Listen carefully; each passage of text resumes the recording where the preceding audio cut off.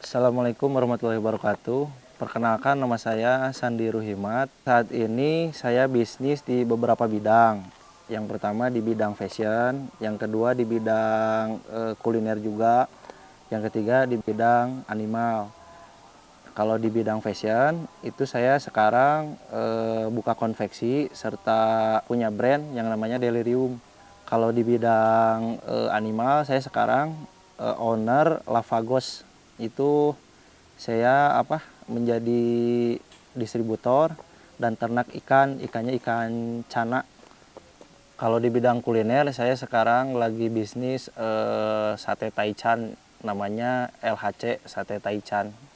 Saat ini saya juga lagi nyoba di bidang bisnis pertanian. Awalnya iseng, ternyata keuntungannya cukup besar. Salah satunya yang saya tanam sekarang namanya tumbuhan kemangi yang jadi lalap di masyarakat gitu kan, kayak di rumah makan kayak gitu, masukin ke pasar juga. Awalnya iseng, ternyata memang keuntungannya gede gitu, makanya saya lagi memperdalam juga gitu bisnis kemangi ini. Dulu pertama kali bisnis tuh saya menjadi reseller baju yang ada di Parahyangan sama Andir dulu. Nah, makin ke sini saya udah tahu modalnya bikin jaket berapa, bikin kaos berapa. Nah, di situ saya awal mula ikut maklun ke orang. Nah, pas tahun 2014 baru pertama ada, kalau nggak salah pertama ada Instagram lah. Saya bikin iseng-iseng namanya Konveksi Bandung karena memang terkenal kan bahan di Bandung. Nah, saya bikin Konveksi Bandung, ternyata dari luar pulau pada masuk ngentek gitu kan. Padahal saya masih dulu tuh semester 3 di Unpas tuh. Nah, banyak yang ngontek, ternyata memang banyak dari luar pulau yang ngontek untuk bikin seragam. Tapi karena mereka nggak percaya, karena mungkin waktu dulu kan susah ya dari jauh mau lihat konveksinya gimana kan. Waktu dulu tuh masih zaman BBM, Nah, saya kirim video mesin kayak gitu, dan alhamdulillah mereka percaya. Nah, di situ saya dapat komisi lumayan besar. Padahal saya waktu itu cuma modal konten sama baru masih ngemaklun. Ngemaklun itu ke teman SMK, orang tuanya tuh punya mesin konveksi awalnya tuh. Jadi karena saya udah deket sama teman, nah saya nerusin yang ibunya karena memang ibunya buka konveksi. Dia nggak tahu pemasaran, saya iseng-iseng nyobain, ternyata makin sini makin rame. Nah, pada tahun 2016 saya dapat proyek dari 8 pamengpek. Itu nominalnya cukup besar dan alhamdulillah saya dapat keuntungan besar. Di situ saya mikir saya harus buka konveksi sendiri. Nah, dari keuntungan itu saya beli mesin segala macam. Bukalah konveksi sendiri gitu dengan nyewa tempat, beli mesin kayak gitu. Awalnya punya brand sendiri itu dulu kan masih nerima order dari orang-orang gitu kan. Kayak yang maklun saya terima gitu kan. Nah, awalnya tuh pada tahun 2016 saya masukin barang ke Andir, ke toko-toko Andir, ke Pasar Baru gitu, masukin barang. Nah, sampai di suatu saat saya kepikiran kenapa saya nggak bikin brand sendiri gitu kan. Pada tahun 2017 saya memutuskan bikin brand sendiri yang pada akhirnya banyak teman-teman reseller yang ingin menjual produk saya gitu kan, karena mereka butuh barang. Nah, saya masukin ke reseller, ternyata responnya memang besar. Kata dosen saya dulu, apapun itu yang menjadi cuan, keuntungan, kenapa kita gak ambil gitu kan. Nah, saya tuh kalau sudah tahu cuannya besar lah gitu kan, saya ambil. Yang pertama di konveksi udah jelas lah, dari saya pengalaman dari 2014 konveksi kan. Sampai sekarang alhamdulillah sih kalau omsetnya bisa dibilang lumayan besar. Kalau animal karena memang saya hobi di animal, dari kecil saya suka ikan gitu kan. Yang alhamdulillah kenal sama beberapa orang termasuk teman saya gitu kan. Dia ternak ikan. Saya awalnya iseng ikut nernakin juga gitu. Ternyata jadi di saya tuh ternak tuh. Ya, alhamdulillah banyak juga permintaan yang sampai sekarang gitu kan, alhamdulillah. Kalau di makanan itu lebih ke istri saya yang hobi masak. Nah, dia pengen buka usaha kayak gitu. Awalnya iseng sih, awalnya iseng. Ternyata saya cobain, rasanya enak. Kenapa nggak dicoba dibuka di online gitu? Itu kan. Ternyata alhamdulillah banyak juga permintaan. Kalau di pertanian ini baru-baru sih, baru-baru. Cuman udah lama juga saya jalan. Kalau dulu lebih ke ada saudara saya yang memang dia keahliannya di bidang pertanian. Sama saya dulu iseng dikasih modal gitu. Ternyata untungnya juga besar juga gitu kan. Nah, sampai sekarang saya rencana juga mau di pertanian, mau diseriusin gitu kan. Jadi kalau saya Kang Ilham gini, setiap sudah jalan usaha, misalkan di bidang konveksi, itu saya menempatkan beberapa orang. Misalkan ada di bagian produksi, ada di bagian marketing, ada di bagian finishing gitu kan. Jadi kalau saya mah lebih ke mungkin ngontrol kayak gitu, enggak saya tiap hari harus ke sana gitu, enggak. Jadi udah kalau dibilang sih udah autopilot ya kalau di konveksi.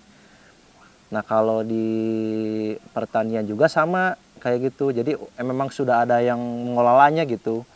Sudah ada yang mengelolanya. Kayak kalau pertanian kan memang simpel sih sebetulnya. Simpelnya itu ada orang yang ngurus kan, ada orang yang ngurus si tanamannya tersebut gitu kan. Ketika beres panen ya kita ada bandarnya juga. Udah enak sih kalau pertanian. Kalau di kayak konveksi itu sebetulnya agak cukup sulit juga ya, kayak persaingan kayak gitu kan. Nggak ada kan bandar yang nerima kayak kita bikin baju belum tentu diterima kan gitu. Kalau pertanian sih kemungkinan banyak itu permintaannya. Makanya saya lagi nyoba Kang Ilham di pertanian gitu.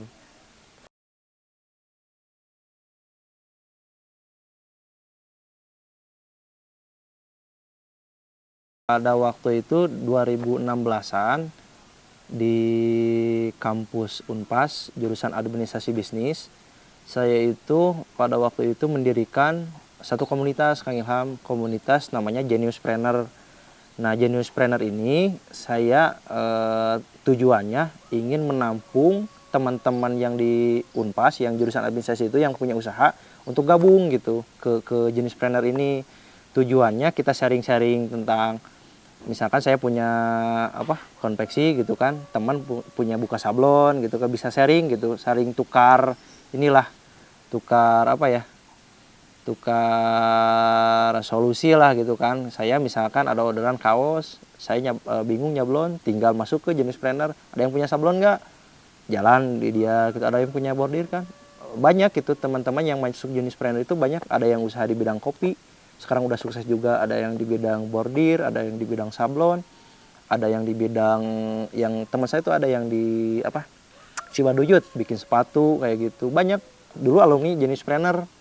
Nah, ternyata pas saya sampai keluar dari Geniuspreneur, ternyata Geniuspreneur itu makin diseriuskan di Unpas itu. Yang alhamdulillah sekarang banyak yang support lah ke Geniuspreneur gitu. Alhamdulillah sampai sekarang Geniuspreneur ini targetnya sih ke depannya mudah-mudahan lebih lebih diseriuskan lagi kan, lebih diseriuskan lagi kayak fasilitas kayak gitu. Mudah-mudahan ya lebih maju lah. Soalnya Kang Ilham ada cerita nih yang lucu. Pada waktu saya kuliah, pada waktu saya punya Geniuspreneur ini jadi ketua gitu kan, saya mengajukan ke dosen, saya tuh pengen punya aplikasi persis banget yang kayak Shopee sekarang itu. Sebelum Shopee sampai sekarang maju gitu kan, Shopee kayak dulu yang lagi rame Bukalapak. Nah, saya tuh pengen punya aplikasi kayak gitu. Geniuspreneur ini mau diseriuskan pada waktu itu. Mungkin dosennya mikir-mikir juga ya, apa sih aplikasi kayak gitu. Yang pada akhirnya sampai dosen saya kemarin bilang, waduh kalau dulu diseriusin kan gitu kan, aplikasinya mungkin sekarang udah besar gitu kan. Ya mau gimana lagi, saya udah keluar kampus juga gitu kan. Tapi sampai saat ini alhamdulillah banyak teman-teman saya sih yang usahanya makin pada maju gitu kan, pada sukses gitu kan. Kalau buka konveksi itu yang paling mahal itu buka di sewa tempat sebetulnya Kang. Jadi masalahnya tuh banyak sekali masalah. Kayak tempatnya itu kan ada tetangga yang nggak boleh buka konveksi kayak gitu kan.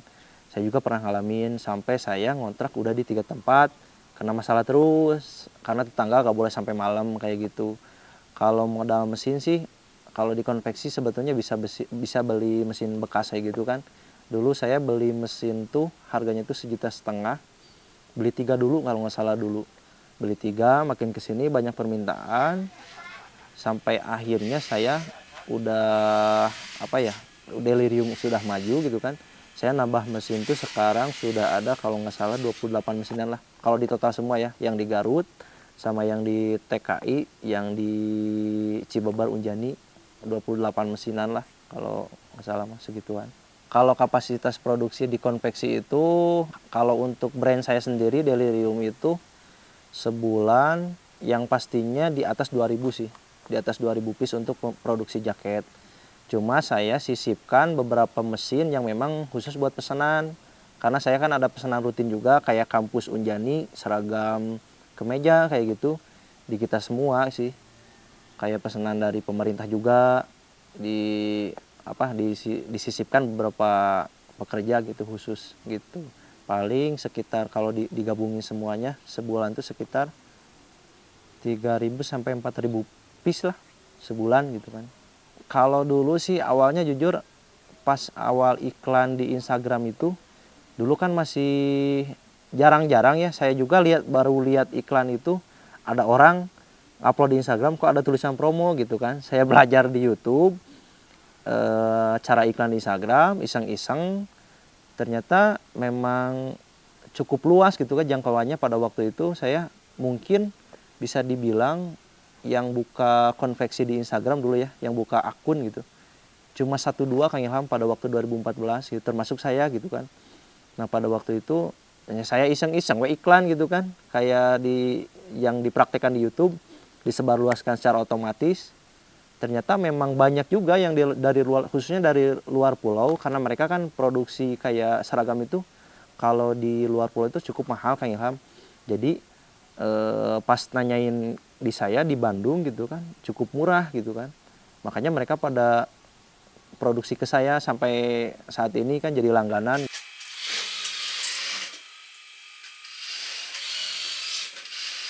Pada bulan kemarin bulan 4 kalau nggak salah, Delirium itu salah satu di marketplace Shopee nomor 1 Kang penjualan jaket waterproof se-Indonesia itu nomor 1 gitu pada bulan 4 atau bulan 5.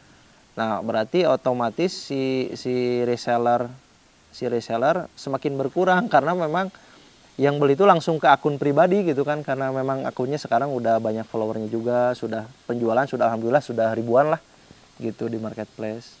Strategi marketing kalau awal-awal dulu pas tahun 2017 itu saya yang ngelola gitu sampai akhirnya saya kenal sama teman saya yang namanya Denny yang sekarang dia jadi bagian administrasi gitu, kayak dia yang ngatur iklan segala macam. Dulu sih bareng-bareng sih sebetulnya kita meriset berdua gitu kan. Kalau sekarang sudah full sama Denny, kalau saya lebih ke produksi kalau sekarang. Kalau omset Delirium itu untuk yang terbesar sebulan saya pernah dapat sekitar 400 juta. Omset sebulan pernah dapat sekitar 400 juta. Padahal itu lagi COVID kan ya, lagi pandemi. Tapi kita justru malah naik gitu kan pada waktu itu. Kalau untuk konveksi lumayan sih Kang. Kalau konveksi kan berbicara gini Kang. Keuntungan Delirium itu kan dari satu jaket kita bisa ngambil untung lebih besar karena kita yang produksi sendiri, jual sendiri. Kalau konveksi rata-rata kita hanya ngambil untung 10-20%. Karena kenapa yang bikin itu kan kadang reseller, terus kayak calo-calo lagi gitu kan yang bikinnya. Mereka juga pengen dapat keuntungan. Kalau omset konveksi ya sebulan bisa 200-300 lah, 300 jutaan gitu. Tapi bersihnya labanya lebih dikit gitu kan, karena memang ngambil keuntungan cuma 10-20%. Kalau Delirium kan bisa nyampe 100% gitu. Masa-masa krisis itu justru pada waktu saya mau menikah Kang. Pada waktu mau menikah, saya ngalamin krisis pada waktu itu Karena memang waktu itu kan saya ngontrak, awal banget ngontrak, baru jalan 3 bulan ngontrak tempat baru gitu kan. Ternyata memang warga sekitar tidak mendukung saya untuk membuka konveksi di situ kan. Kalau konveksi kan yang jahit dari pagi sampai malam Kang Ilham. Jadi banyak yang komen segala macam sampai RT RW-nya datang. Padahal sejak dari awal saya udah izin gitu kan, diizinin gitu. Ternyata banyak laporan warga merasa terganggu mungkin gitu kan. Sampai akhirnya saya memutuskan harus pindah lokasi. Padahal saya udah bayar tempat cukup lumayan besar gitu kan.